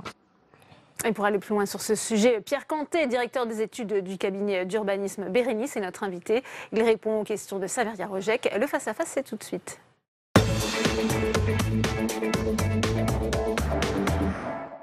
Bonjour Pierre Cantet. Bonjour. Urbaniste, économiste. Il y a donc deux aspects, deux sources de travaux différents. On vient de le voir dans le sujet sur cette question des centres-villes. Le travail des sénateurs, bien sûr, pour lequel vous avez d'ailleurs été auditionné, et ainsi que le plan du gouvernement. Alors tout d'abord, le plan du gouvernement, 222 villes sélectionnées, 5 milliards d'euros injectés. Est-ce que c'est la bonne méthode? Et surtout, en quoi ça diffère des politiques de la ville précédentes où justement on injectait depuis des années des milliards? Alors, effectivement, je pense que c'est la bonne impulsion. Je ne vais pas rentrer dans les débats sur le montant, les milliards. Humblement, je ne peux pas vous dire combien de milliards il faut pour revitaliser les centres-villes aujourd'hui. Ce que je vois, c'est qu'il y a une impulsion sur deux facteurs qui me semblent clés. Le premier, c'est qu'on est dans un pays décentralisé pour l'urbanisme et l'État seul ne peut rien. On se tourne toujours vers l'État. En l'occurrence, ce sont d'abord les villes et les agglomérations qui font l'urbanisme commercial et qui font le développement des centres-villes. Et je pense qu'un des axes forts du plan d'action cœur de ville, c'est l'élément de contractualisation avec les élus locaux qui seuls peuvent impulser localement la démarche. Donc ça, c'est un premier point qui me semble important. Un second point qui me semble essentiel, c'est que par essence, le commerce est une activité qui repose sur l'initiative privée. Ouais. Et encore une fois, le plan d'action Cœur de Ville met énormément l'accent sur ces enjeux-là, ce qui me semble aller dans le bon sens. C'est-à-dire, parce que l'objectif du gouvernement, c'est bien de redonner aux villes, aux centres-villes, un nouveau souffle. Oui. Comment, concrètement, on redonne ce nouveau souffle? Comment on fait revenir les commerces dans le centre et comment on fait revenir les clients? Vous venez de le dire, comment on les fait revenir les clients dans le centre? Alors, ces commerces sont fermés. Alors, il y a plusieurs enjeux. Déjà, il y a un enjeu urbain. Vous l'avez dit, je suis urbaniste. Le projet urbain, ça ne veut pas rien dire. Et je pense qu'un trop grand nombre de villes aujourd'hui n'ont pas conscience de ce qu'est réellement leur centre-ville, c'est-à-dire leur hypercentre, et dispersent leurs efforts sur des périmètres trop élargis. Mmh. Et encore une fois, un des sujets du plan d'action Cœur de Ville, c'est d'amener les élus et les techniciens locaux à se concentrer sur leur périmètre d'action de cœur de ville, avec un projet urbain pensé, raisonné, notamment en termes d'aménagement. Ça, c'est un premier point. Ensuite, je pense qu'il y a un deuxième élément qui est encore peu mis en avant, mais qui me semble essentiel, c'est tous les enjeux que je qualifierais de stratégie des alliés locaux, c'est-à-dire comment est-ce qu'on arrive à embarquer les forces vives locales, c'est-à-dire les commerçants locaux, les associations de commerçants bien évidemment, mais également tous ceux dont on entend rarement, enfin qui prennent rarement la parole et qui peuvent localement porter l'effort. Je pense notamment en termes d'investissement, parce qu'on se rend compte de plus en plus que les banques prêtent peu aux primo-commerçants, que ce sont les commerçants déjà en place qui pourront éventuellement réinvestir pour la suite. Puis il y a un troisième enjeu important pour faire revenir le client en centre-ville, qui est l'enjeu du marketing territorial que je relierai au sujet du numérique et de la visibilité numérique du centre-ville. C'est-à-dire comment est-ce que le centre-ville peut faire caisse de résonance sur l'ensemble des réseaux sociaux, sur toutes des thématiques de référencement, sur les moteurs de recherche. Là, il y a un véritable sujet qui commence à être esquissé, mais sans véritable outil très concret. Il y a des exemples très réussis sur certaines villes. Je pense que le marketing territorial, la visibilité numérique, pour redonner envie aux habitants de la zone de chalandise de revenir, est absolument essentiel. Alors, on l'a vu dans le reportage, parallèlement, les sénateurs ont eux également travaillé sur ce sujet, les centres-villes, les centres-bourgs. Vous avez d'ailleurs vous-même été interrogé dans le cadre de ce groupe de travail. Quelles sont les pistes évoquées, en particulier l'histoire de la fiscalité? Les sénateurs sont favorables à une fiscalité plus incitative pour les centres-villes. Oui, tout à fait. Alors, je trouve, je parlais d'initiative privée tout à l'heure, je pense que c'est un élément absolument essentiel. Que ce soit pour qu'il y ait un différentiel incitatif d'implantation en centre-ville, en supprimant certains types de taxes. On a parlé également de zones franches urbaines, donc c'est un sujet qui est porté par les sénateurs, qu'on retrouve également de mémoire dans le plan d'action Cœur de Ville. Alors, le sénateur Rémy Pointereau, qu'on voyait d'ailleurs dans le reportage, il n'exclut pas d'ailleurs que l'e-commerce, justement vous en parliez, l'e-commerce participe justement à financer ces centres-villes. Alors ça, c'est un élément nouveau que je trouve extrêmement intéressant. D'accord. Vous êtes favorable donc à cette Bien évidemment, enfin, je pense qu'on ne peut que l'être. Déjà en termes de citoyens, avant de parler de taxation, il faut que chacun reconsomme en centre-ville et à cœur peut-être de revenir dans ces magasins de proximité. Donc ça, c'est un sujet mais qui nous concerne chacun individuellement, chacun peut agir. Et ensuite, au titre de la taxation, c'est une évidence. Ensuite, c'est la question du bon vecteur. Je crois que le groupe de travail sénatorial proposait de taxer à la livraison, enfin sur une taxe sur la livraison des produits. Je pense que c'est un bon biais effectivement, puisqu'on reste sur le territoire national. Donc oui, je suis forcément favorable. Il a également été beaucoup question d'un moratoire sur les projets commerciaux en périphérie. C'est une mesure également à laquelle les sénateurs sont favorables. Quelle est votre opinion là-dessus? Alors moi, je suis très réservé sur un moratoire à l'échelle nationale. Je pense qu'il faut redonner plus de pouvoir et plus sensibiliser les élus locaux qui, à l'échelle des SCOT, donc des intercommunalités, devraient avoir plus de moyens de réglementer les implantations commerciales en fonction de stratégies d'aménagement local. Je pense qu'un moratoire à l'échelle nationale est risqué, dans le sens où certains territoires ont besoin de se renouveler, notamment le renouvellement d'entrée de ville, pour ne pas laisser libre cours aux boîtes à chaussures qu'on peut observer sur tout le territoire. On travaille sur un certain nombre de projets de revitalisation d'entrée de ville qui sont aussi essentiels. Par contre, à l'échelle locale, donc pour parler concret, à l'échelle des agglomérations et des SCOT, il y a un vrai travail effectivement à faire pour mieux flécher les implantations, voire même un travail assez coercitif pour réduire les implantations sur certains secteurs. Est-ce qu'à votre sens, le risque est réel que les centres-bourgs disparaissent, se vident complètement de leurs habitants? Martial Bourquin, le sénateur Martial Bourquin, dit que la culture de la périphérie s'est imposée dans les villes face à la culture de la centralité. Oui, il a raison sur certains centres-villes. Ouais. Je pense qu'il y a un effet centre-ville, je n'ai plus les termes exacts qu'il a employés, mais retrouver la culture du centre-ville qui est absolument essentielle.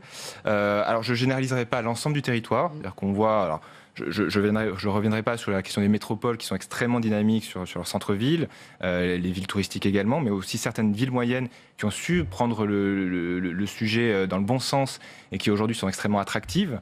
Je pense à la ville d'Arras, par exemple, qu'on accompagne depuis 3 ans. Et donc, le risque est réel, mais je pense que ce n'est pas à l'échelle du territoire et c'est vraiment en fonction des politiques locales qui vont être développées dans les 10 ans qui viennent. Un mot encore sur le plan du gouvernement. Est-ce qu'injecter comme ça des millions, des milliards, c'est pas en fait maintenir artificiellement des endroits, des centres-villes qui sont en fait moribonds? Est-ce que ça serait pas plus productif de mettre cet argent, de resserrer l'offre sur les axes qui fonctionnent justement? Alors déjà, quand on parle d'axes qui fonctionnent, on va tout de suite raisonner périphérie, les axes. Et donc c'est plus facile de faire du commerce sur les axes fréquentés, mais c'est pas ça qui permettra de préserver les centres-villes. Donc je parlerai plutôt de cœur de ville, d'hypercentre à soutenir. Par rapport à la question de savoir est-ce qu'il faut réinjecter des milliards, est-ce que c'est le bon usage de cet argent public. Je pense que ce qui m'intéresse dans le plan d'action du gouvernement, c'est l'initiative qui est laissée aux élus locaux. Encore une fois, il n'y aura aucun budget localement qui sera attribué s'il n'y a pas de projet local fort qui soit porté par la ville, centre et par son agglomération. Et c'est ça qui m'intéresse à titre d'expert. Vous êtes urbaniste. Il y a vraiment une fracture dans les territoires, une France à 2 vitesses. Ce sentiment d'abandon, il est réel? Oui, alors on le voit tous les jours. Encore une fois, je pondérerai, c'est-à-dire je n'ai pas de discours décliniste, je vois tous les jours des villes qui fonctionnent très bien, notamment à l'échelle métropolitaine. Donc sur certaines métropoles, la France va bien. Ensuite, sur certains territoires isolés qui ont souffert d'une déprise démographique forte depuis 20 ans, qui sont à l'écart des grands axes de transport et à l'écart des grandes métropoles, là, il y a effectivement une vraie problématique de dépeuplement, tout simplement. Donc le gouvernement a eu raison de cibler ces 222 villes moyennes? Je pense que c'est un bon début. Certains diront que c'est pas assez. J'entends que notamment les centres-bourgs, des villes de moins de 10 000 habitants ne sont pas encore dans le plan. En tout cas, c'est certain qu'il y a certaines villes qui sont plus en souffrance que d'autres et qu'il faut aider en priorité. C'est une évidence. Très bien. Merci beaucoup. Merci à vous. Pierre Cantet d'avoir répondu à la question. Merci. Merci à vous, Saveria. On en vient à présent à notre dossier du jour consacré à la préservation du littoral français. Vous le savez, il recule inexorablement. Une proposition de loi sénatoriale a été adoptée le 30 janvier pour répondre à l'inquiétude des parlementaires en ce qui concerne notamment l'érosion côtière. Adrien Develay. À chaque tempête, les côtes s'effritent un peu plus et l'espace disponible pour bâtir s'amenuise. La proposition de loi prévoit l'aménagement des constructions en zone littorale en prenant en compte l'érosion causée par les changements climatiques. Le texte se décline en 3 axes principaux. Premièrement, autoriser la construction dans les hameaux en zone littorale pour éviter l'étalement des édifices et l'empiètement sur les zones agricoles. Cette urbanisation doit être possible dès lors qu'il y a un ensemble de maisons d'habitation d'une petite quantité. Cela va dans le sens de l'économie du foncier et une meilleure préservation des terres agricoles. Deuxièmement, la proposition vise à permettre les constructions dans les dents creuses, c'est-à-dire les espaces entre les bâtiments déjà construits sur le littoral. Enfin, le texte prévoit des mesures pour anticiper le recul du trait de côte causé par l'érosion, en permettant par exemple la construction de digues. Le principal objectif du texte est de mieux prendre en compte le phénomène du recul du trait de côte dans les politiques d'aménagement. On estime qu'un quart de la côte, environ 22%, connaît un phénomène d'érosion marqué, auquel s'ajoute l'élévation du niveau de la mer, accélérée par le changement climatique. Déposée par le sénateur des Côtes-d'Armor Michel Vaspart, la proposition a été adoptée en janvier par le Sénat et est désormais en attente d'examen à l'Assemblée nationale. Et on retrouve Tam Tranui avec les sénateurs du Morbihan, Joël Labbé, pour une réaction à cette lutte contre l'érosion côtière. Joël Labbé, le littoral français recule inexorablement. C'est ce qui est ressorti d'une étude qui a été rendue publique au début du mois par l'Observatoire de la côte aquitaine. Comment est-ce qu'on peut s'expliquer ce recul du littoral, ce recul du trait de côte ? Eh bien, la question du changement climatique en premier lieu. Alors, il ne faut pas oublier que ce sont nos activités humaines qui ont provoqué ça. Et justement, si on ne veut pas que ça dure et que ça s'amplifie, que ça s'aggrave, il faut véritablement agir en amont. Et ça, c'est carrément la transition sociétale. Maintenant, on sait qu'une partie du mal est fait. Le trait de côte recule. inexorablement. Donc il s'agit effectivement de s'adapter. Et on voit déjà que des mesures difficiles doivent être prises, notamment à Lacanau, où les autorités étudient l'option du repli stratégique et de la relocalisation d'une partie des habitants. On voit que c'est déjà trop tard là-bas. Oui, là-bas, le mal est fait. Alors, j'ai pu lire qu'il y avait encore un permis de construire pour, je crois, 15 logements, parce que c'était avant la loi. Je trouve que c'est absolument aberrant que de le faire quand même. Alors, je ne sais pas s'il y a des possibilités juridiques, mais c'est impensable de continuer à faire ça. Là, je comprends pas. Quelle est la situation dans votre propre territoire, dans le Morbihan? Est-ce que vous avez ces mêmes problèmes concernant votre littoral? Alors, moins grave si on veut, mais il ne s'agit pas de minimiser. Il y a un certain nombre de communes littorales qui vont être impactées par l'évolution du trait de côte. Donc, il s'agit justement de prendre les mesures qui conviennent, de préserver, parce qu'il y a des endroits où il y a des digues et qui tiennent, donc il faut s'arranger pour qu'elles tiennent, faire en sorte qu'on n'aille plus construire dans des secteurs qui sont vulnérables. Et maintenant, avec le numérique, on peut évaluer ces zones qui sont vulnérables. Et donc, il s'agit véritablement de préserver ces zones-là et d'absolument pas aller construire là-dessus, parce que ça, c'est inconséquent. Alors, la loi littorale est une loi ancienne qui date de 1986. Au mois de janvier, eh bien, le Sénat a débattu d'une proposition de loi sénatoriale qui a pour objectif de dépoussiérer cette loi. S'agissait-il de la dépoussiérer ou de l'assouplir, selon vous ? D'abord, la loi littorale, c'est une excellente loi. Heureusement qu'elle est arrivée. Un peu tard pour certains endroits, mais pour les littorales bretons, elle est arrivée au bon moment pour qu'il n'y ait pas trop de mal de fait. Alors, dépoussiérer, dès qu'on touche la loi littorale, il faut être hyper prudent. Alors moi, je ne suis pas jusqu'au-boutiste. Il y a des aménagements possibles, mais d'une façon extrêmement cadrée. Je pense notamment aux dents creuses dans les hameaux, mais d'une façon extrêmement... 6 endroits non construits entre 2 endroits construits, en somme. Oui, mais d'une façon serrée. Il ne s'agit pas d'un espace de 100 mètres entre 2 espaces construits. Il ne s'agit pas de bétonner les côtes. Oui, surtout pas.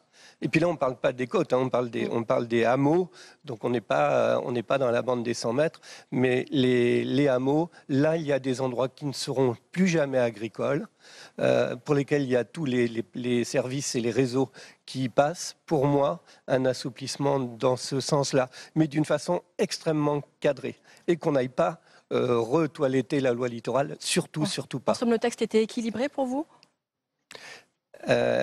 Alors moi, je me tiens à cela. Il y a des risques avec le texte qu'il aille déjà un peu trop loin. Bien, merci beaucoup Joël Labbé pour votre réaction. Merci à vous, Tam. Et on va voir justement avec ce reportage de Fabien Recker un cas concret d'érosion côtière. Notre journaliste s'est rendu à Vias-Plage dans l'Hérault. On regarde.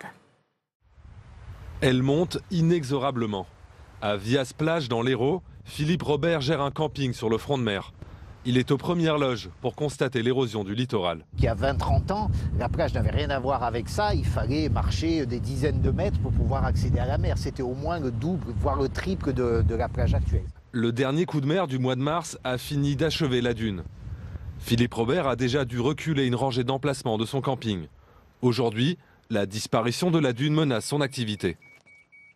On a tous très peur, les 30 campings qui vivent sur Vias en bord de mer, on a tous très peur. Il faut que ces ouvrages soient pérennes, c'est ça qui est important. À aujourd'hui, on ne l'a pas. Je ne sais pas qu'est-ce qui va advenir dans les années à venir. Donc c'est ça qui est important, bien sûr qu'on a très peur. En 2015, la dune avait pourtant déjà été reconstituée à grands frais, mais tout est donc à refaire. Et ça n'a pas tenu fort logiquement, puisqu'on n'a fait que reculer, reconstituer une plage et reconstituer un cordon dunaire sans prévoir de protection en mer pour casser l'effet des vagues. Un enrochement en mer pour protéger la dune que l'État n'a pas autorisé car il s'agit d'une zone naturelle.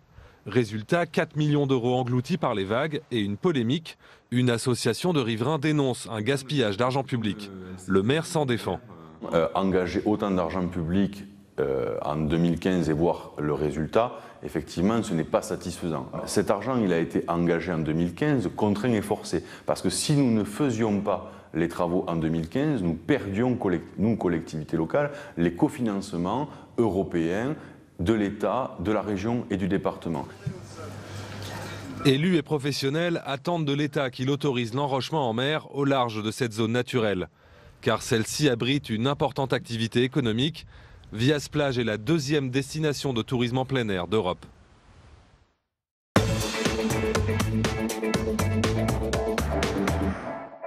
Et on ouvre le débat dans Sénat 360 avec mes invités sur ce plateau. Michel Vaspart, bonjour, merci d'être avec nous. Vous êtes sénateur LR des Côtes-d'Armor, vice-président de la Commission de l'aménagement du territoire et du développement durable ici au Sénat. Face à vous, j'accueille Jean-François Rapin, bonjour, merci d'être avec nous. Sénateur LR du Pas-de-Calais, vous êtes le président également de l'association des élus du littoral. Vital Baude nous a également rejoint sur ce plateau. Bonjour, vous êtes conseiller régional Europe Écologie Les Verts, vous êtes délégué au littoral de la région Nouvelle-Aquitaine. Et Patrick Bazin est également avec nous. Bonjour. Vous êtes directeur de la gestion patrimoniale à l'Observatoire du littoral. Première question, et je voudrais vous faire réagir à ce qu'on vient de voir dans ce reportage. Jean-François Rapin, c'est vrai que ce phénomène d'érosion côtière est particulièrement inquiétant. Comment on l'explique et est-ce qu'on peut finalement l'endiguer? C'est un jeu de mots, l'endiguer. Comment on l'explique? Bien, c'est simple, hein. Ce sont des phénomènes récurrents, tempétueux, une élévation du niveau de la mer, une érosion éolienne de plus en plus forte, une érosion qui vient aussi de la terre, hein, notamment avec des inondations dont on entend parler de plus en plus souvent. Donc c'est un phénomène qui est naturel, mais c'est un phénomène dont j'insiste sur le fait que ça reste un risque et qu'aujourd'hui, il faut trouver les moyens à la fois de pallier ce risque sur certains endroits. Les gens ont un désir de rivage depuis de très nombreuses années. Doit-on aujourd'hui leur dire, voilà, votre désir de rivage, vous le mettez dans votre poche et un mouchoir dessus et vous l'oubliez? Non, je pense qu'il faut aussi s'adapter à ces modes de vie aujourd'hui sur le littoral. Le littoral attire. Il faut respecter ça, mais il faut aussi faire attention à ce risque qui est aujourd'hui l'érosion et qui se transforme malheureusement, on l'a vu dans certains drames récents, citons Xynthia, peut devenir submersion et gravissime. On va y venir à Michel Vaspart, c'est finalement un peu l'enjeu de ces débats, comment on trouve finalement un point d'équilibre entre l'activité humaine et aussi la préservation de notre littoral français. Écoutez, il y a eu un texte qui avait été déposé par Pascal Gau à l'Assemblée nationale et qui a été repris, puisque j'en étais le rapporteur au Sénat, qui notamment essayait d'anticiper, à ce qui n'est actuellement pas fait, anticiper cette érosion notamment, alors pas sur les zones naturelles, mais sur les zones habitées ou sur les zones où il y a de l'activité. Cette loi avait été votée à l'Assemblée nationale, elle a été votée également en première lecture au Sénat, en deuxième lecture à l'Assemblée nationale, et pour des raisons de calendrier législatif, puisqu'il y avait les élections présidentielle et législative, c'est resté sur le bureau du Sénat. Donc c'est une des raisons pour lesquelles nous avons repris ce texte dans une PPL que nous avons préparée l'été dernier. Patrick Bazin, est-ce qu'aujourd'hui vous pensez qu'on a sous-estimé ce phénomène d'érosion côtière ?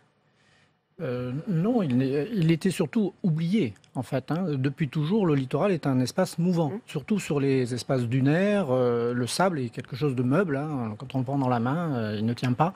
Et les espaces dunaires ont toujours été très mobiles.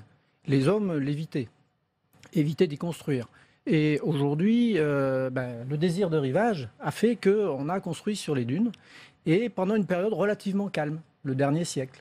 Mais en fait, quand on remonte dans l'histoire, il y a eu des événements de type Xynthia ou des mouvements de côte extraordinaires. Depuis 300 ans, la côte de l'île d'Oléron, si on prend cet exemple-là, la côte ouest de l'île d'Oléron, qui ressemble à celle de l'Aquitaine, a reculé depuis 300 ans de 1 km et elle a réavancé de 1 km.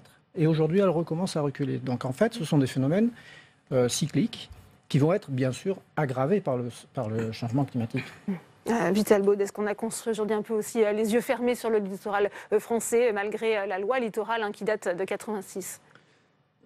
C'est clair, vous le rappeliez, on est face à des phénomènes qui sont inéluctables, qui sont naturels, même s'ils vont être aggravés par le dérèglement climatique. Et on a un vrai déficit de culture du risque et d'observation. Et donc, c'est vrai que quand on discute avec les anciens, ils ne comprennent pas qu'on ait pu construire de façon inconsidérée sur les dunes, mais aussi près des falaises. En Nouvelle-Aquitaine, on a aussi des mouvements de terrain au niveau des falaises. Et donc, il n'y a pas que le linéaire sableux qui est concerné par ces problématiques. Et c'est vrai que depuis longtemps, les écologistes ont alerté justement sur l'urbanisation, sur ce qu'on appelait la bétonisation, la bétonisation du littoral. Et même si la MIACA, en ex-Aquitaine, la mission interministérielle d'aménagement de la côte aquitaine, a essayé de préserver en limitant quelques fenêtres d'urbanisation, on a quand même oublié que ces phénomènes-là étaient naturels. Et on se retrouve maintenant sur toute l'ex-Aquitaine. C'est vrai aussi en partie sur la Nouvelle-Aquitaine avec des problématiques liées à la submersion, face à de vraies problématiques, des vies humaines qui ont été perdues avec Xynthia et le Signal qui se trouve sur la commune de Soulac-sur-Mer. On s'en souvient, oui. La Faute-sur-Mer, mais aussi Charon qui se trouve en Nouvelle-Aquitaine. Aujourd'hui, on voit Jean-François Rapin justement les conséquences que ça peut avoir, notamment sur l'urbanisme, avec des expropriations qui sont nécessaires pour sauver des vies humaines. Se pose alors la question de l'indemnisation. On sait qu'il y a eu ce débat au Sénat. Aujourd'hui, comment on fait justement ? Aujourd'hui, ce sont des fonds d'État non dédiés finalement sur lesquels on doit s'appuyer, surtout quand on y associe le phénomène de l'érosion.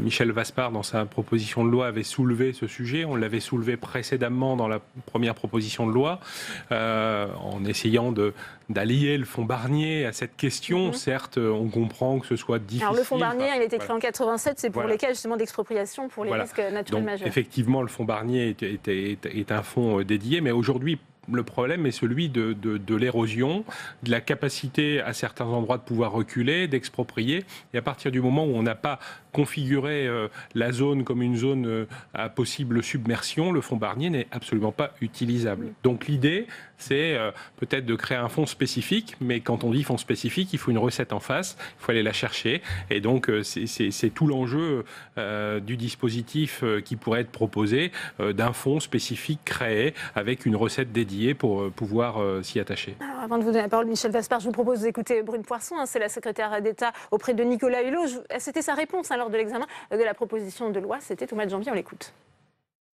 Les territoires font remonter un besoin de financement pour conduire des projets d'anticipation et de recomposition urbaine. C'est une demande que j'entends, que nous entendons avec le ministre d'État, et des solutions doivent être trouvées. C'est certain et nous allons y travailler. L'État doit être en mesure d'accompagner certaines expérimentations. Mais en tout état de cause, le fonds de prévention des risques naturels majeurs ne peut pas être mobilisé pour ces opérations-là.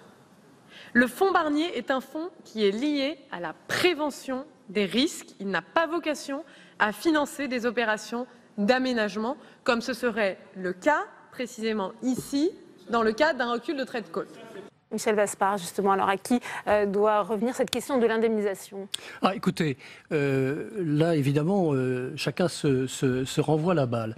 Lors du gouvernement précédent, il y avait eu déjà cette discussion avec la ministre de l'Environnement, Emmanuelle Cos, et nous avions effectivement acté le principe, étant donné qu'il n'y avait pas d'autre fonds, qu'aucun autre fonds n'existait, il n'y avait que le fonds Barnier, et il faut quand même savoir une chose, parce que ça n'est pas peut-être assez dit, le fonds Barnier a été prélevé par tous les gouvernements pour alimenter le budget général.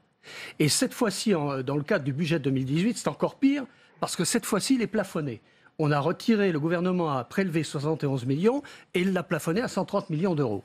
Or, effectivement, dans le projet de loi qui avait été écrit par Pascal Gauy, que j'ai repris donc cet été, comme je vous l'ai dit tout à l'heure, étant donné qu'il n'y avait pas d'autres fonds, nous avions validé le fait et repris le texte pratiquement in extenso sur l'indemnisation pour le Signal par le fonds Barnier. Parce qu'il faut quand même savoir que les 70 appartements ou 75 appartements du Signal et les propriétaires n'ont jamais, c'est à Soulac-sur-Mer, n'ont jamais été indemnisés. Bon. Et ils attendent ce fonds d'indemnisation. Il devait y avoir une position du Conseil d'État le 12 janvier dernier. Le Conseil d'État n'a pas pris position et a demandé une QPC, c'est-à-dire a demandé une question prioritaire de constitutionnalité dont on attend le résultat dans les semaines qui viennent. Sur ce dossier, peut-être, Vital Baud, sur ce cas précis de l'immeuble du Signal à Soulac. Moi, en tout cas, je partage la nécessité de trouver une solution. Soulac-sur-Mer, c'est en Nouvelle-Aquitaine. Et ces gens-là se retrouvent dans une situation inextricable. Et en plus, il se peut que si jamais, d'ici à ce que le dossier soit réglé, l'immeuble tombe, ils doivent payer la déconstruction de biens dont ils n'ont plus le droit d'occuper, quoi. Et donc on est face à un vrai problème de solidarité.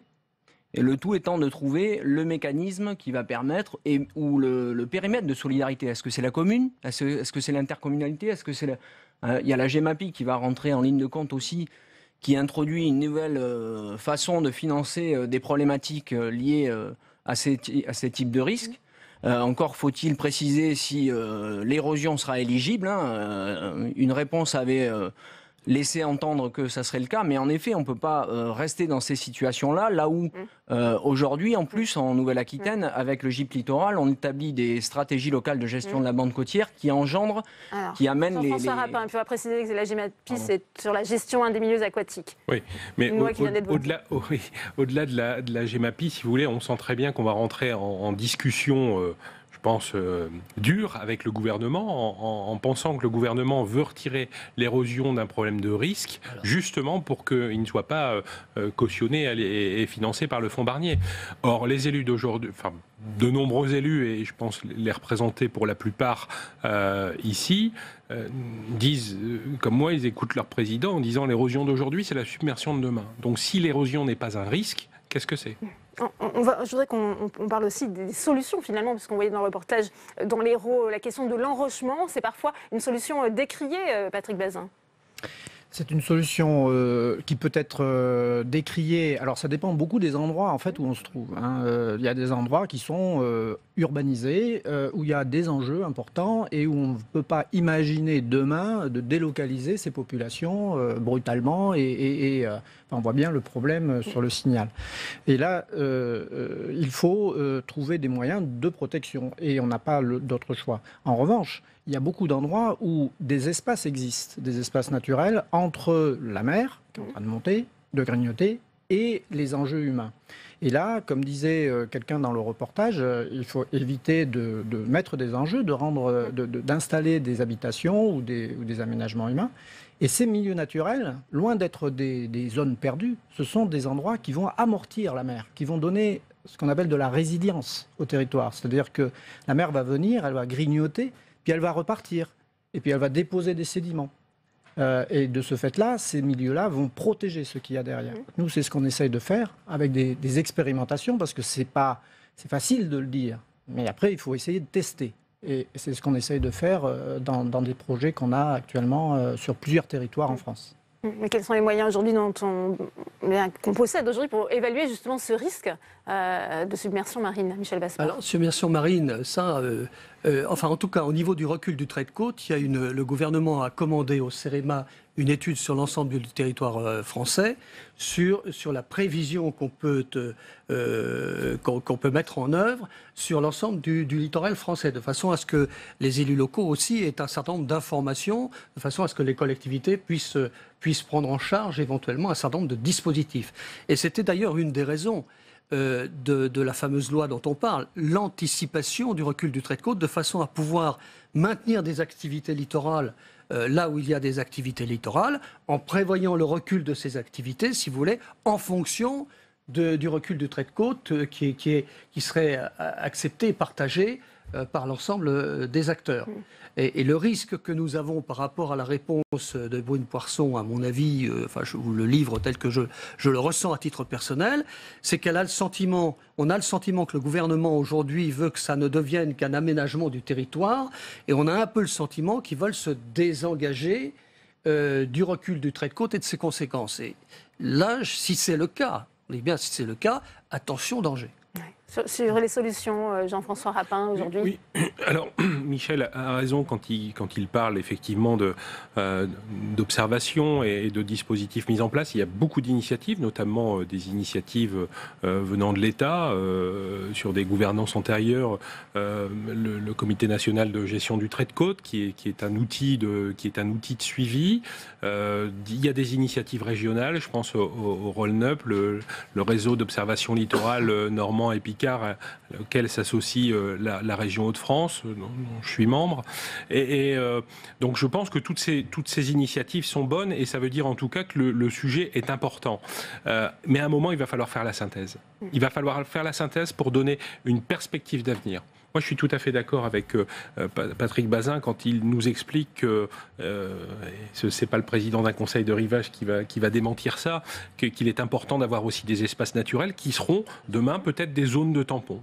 Donc voilà, il faut vraiment faire une synthèse pour se dire quels sont nos outils, quel est l'état de la situation et comment on peut surtout justement aussi dans ce contexte, parce que la proposition de loi sénatoriale a parfois été vue comme une possibilité de bétonner un peu plus la côte française avec ce comblement des dents creuses. Vital Baude, et ensuite je donne la parole à Michel Vaspart. Je partage l'inquiétude que vous évoquez. Moi, je veux rappeler que, en plus du dérèglement climatique, il ne se passe pas une semaine sans que il y ait des scientifiques qui nous alertent sur l'effondrement de la biodiversité.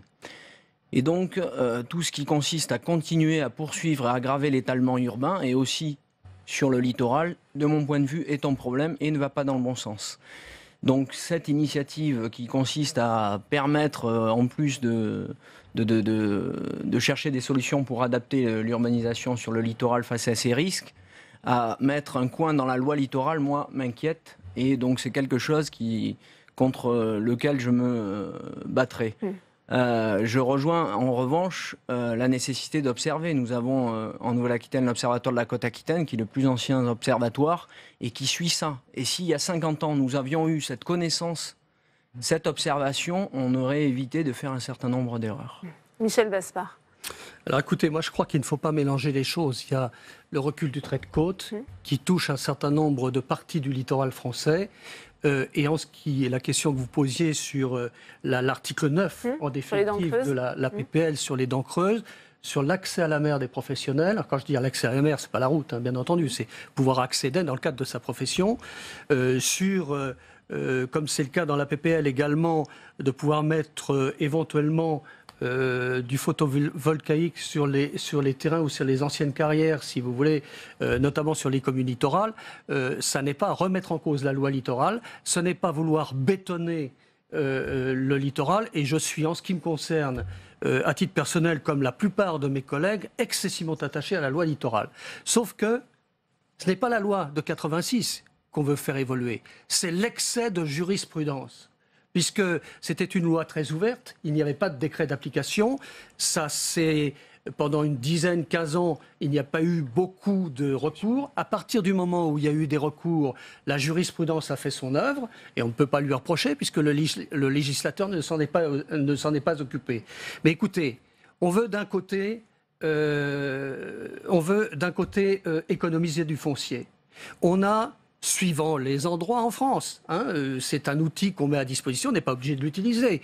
On a, je pense notamment dans l'ouest de la France, un peu moins dans le sud-ouest, une configuration avec des bourgs, des villages, des hameaux. Et des dents creuses. Je dis bien des dents creuses, ça n'est pas de l'extension d'urbanisation et ce n'est encore moins du mitage. Donc utiliser ces dents creuses, là où on a les réseaux, c'est économiser du foncier et c'est rationaliser l'urbanisation. Patrick Bazin, est-ce que vous pensez justement de cette possibilité de combler ce qu'on appelle ces dents creuses? Alors moi, parce que vous parliez de zones tampons tout à l'heure. Oui, les dents creuses, par définition, elles sont à l'intérieur de zones déjà urbanisées. Moi, ce que je voudrais dire par rapport à ça, parce que je suis un fonctionnaire, donc je ne commente pas les projets de loi, mais je sais que les mouvements qui vont avoir lieu sur ce territoire littoral sont énormes.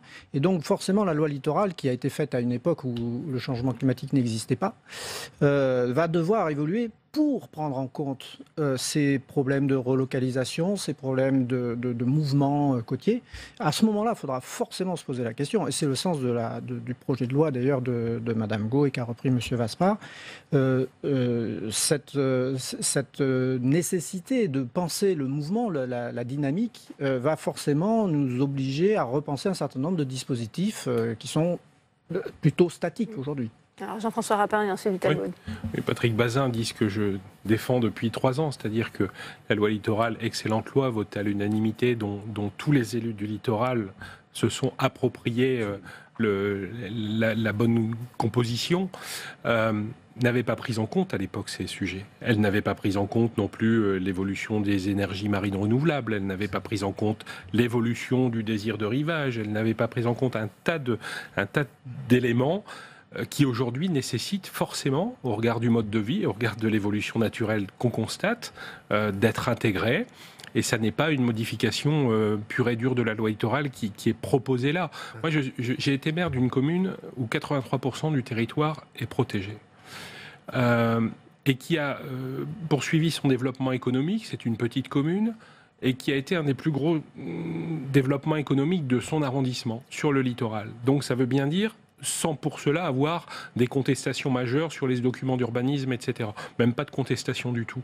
Donc je dirais que c'est possible de respecter la loi littorale, de faire évoluer les choses, mais à un certain moment, on peut être contraint. Je veux dire qu'il ne faut pas de discordance avec un aménagement sanitaire obligatoire, je ne sais pas, chez un conchyliculteur ou un mytiliculteur, et se le voir imposé par une administration, et puis se le voir refusé par une autre parce qu'il est contraint de respecter la loi littorale. Oui, enfin, moi, j'ai financé une étude qui va sortir bientôt, et à mon avis, qui va nous montrer que ces dernières décennies, on a quand même eu, malgré la loi littorale qui date de 76, 86, pardon. Malgré la loi littorale, on a quand même eu un gros étalement urbain sur le littoral. Donc ça vient contredire ce que vous êtes en train d'expliquer. Il y a quand même, on le constate tous, quand on habite sur le bassin d'Arcachon, quand on habite sur le Pays Basque, on voit bien que malgré la loi littorale, on a eu beaucoup d'urbanisation. En commune littorale. Mais oui, mais... et ensuite, vous disiez, il ne faut pas tout mélanger. Je pense que de justement utiliser, ou à l'occasion de cette proposition de loi, justement pour répondre à ces problématiques liées au risque, et là on partage tous la nécessité d'apporter des réponses à nos concitoyens et aux élus locaux, utiliser cette occasion pour justement introduire un coin sur la loi littorale, une évolution de la loi littorale, alors que si on doit la faire évoluer, à mon avis, il faut un grand débat. Il faut mettre tout autour de la table plutôt que d'utiliser justement cette problématique liée au risque. Et j'ajoute que les risques dont on parle, ils sont naturels, ils ne sont a priori pas encore le fruit du dérèglement climatique. Oui. Donc quand on dit c'est à cause du dérèglement climatique, c'est un peu rapide et un peu facile. Il vaut mieux regarder en face les erreurs qu'on a pu commettre ces dernières décennies. Mais le réchauffement climatique risque d'accentuer. Mais bien sûr, il va beaucoup l'accentuer aussi, que ce soit avec la montée du niveau des océans, vous le précisiez, ou potentiellement avec la multiplication des phénomènes climatiques extrêmes en intensité ou en fréquence. Ouais. Patrick Bazin, vous souhaitiez ajouter quelque chose ? Non, je suis d'accord. On est face à deux mouvements très puissants et très antagonistes. Le désir de rivage, qui se maintient, qui ne se dément pas, et cette avancée, il faut savoir qu'il y a quand même l'équivalent d'un département en France qui se situe en zone basse, c'est-à-dire en zone potentiellement inondable, à plus ou moins brève échéance. C'est quand même beaucoup. Eh bien, merci messieurs d'être venus parler de ce thème, de cette érosion côtière sur le plateau de Public Sénat. Avant de se quitter, on fait un dernier détour par l'hémicycle où nous attend Quentin Calmet. Est-ce que la proposition de loi sur l'ouverture à la concurrence du transport de voyageurs a été votée ? Et non, Delphine, c'est encore à la fin de l'examen de ce texte, cette proposition de loi. Il reste encore 5 amendements. Un débat qui intervient bien sûr à un moment particulièrement crucial pour la SNCF, avec lundi la première journée test pour les syndicats qui entendent mobiliser les personnels de la SNCF contre le projet de réforme du gouvernement. Le Sénat qui a interrogé depuis hier le gouvernement sur beaucoup de mesures, sur ses volontés à chaque fois et bien sur chaque article, sur chaque amendement. La ministre des Transports est restée très vague. Écoutez Elisabeth Borne, c'était il y a un instant.